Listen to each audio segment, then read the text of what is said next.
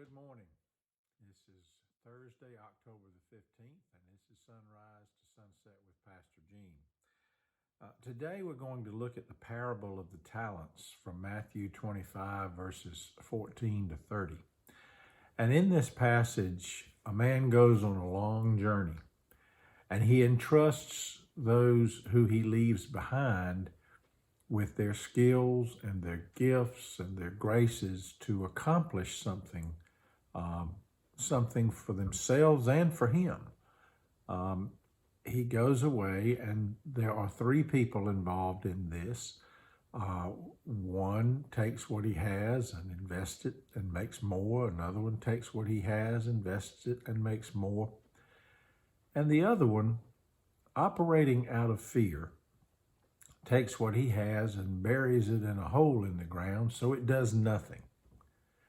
And when the man returns from the long journey, he is expecting those who have gifts and those who have graces and those who have abilities to have operated on the basis of faith rather than fear, and to bring whatever it is that comes from that faithful action of using what one has to help make more. Well, obviously, the third person in this story is not able to do that because he's not made an investment. He's not used what he had. He's stuck it in a hole in the ground.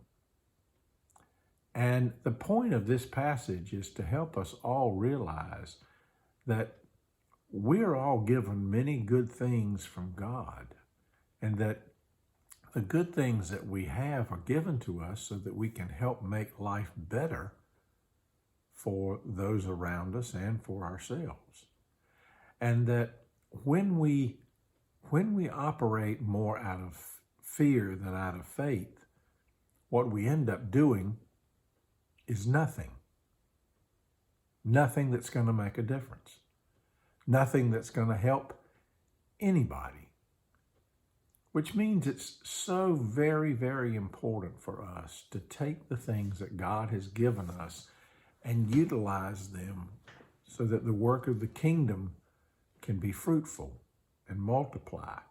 Now, that's a term that we've heard used in many occasions back in the Old Testament, be fruitful and multiply. So when you look at this text and you see the harsh judgment on the one who acted out of fear, I mean, part of you wants to feel a little bit of compassion for him and say, hey, man, let up on the guy. Don't be so harsh.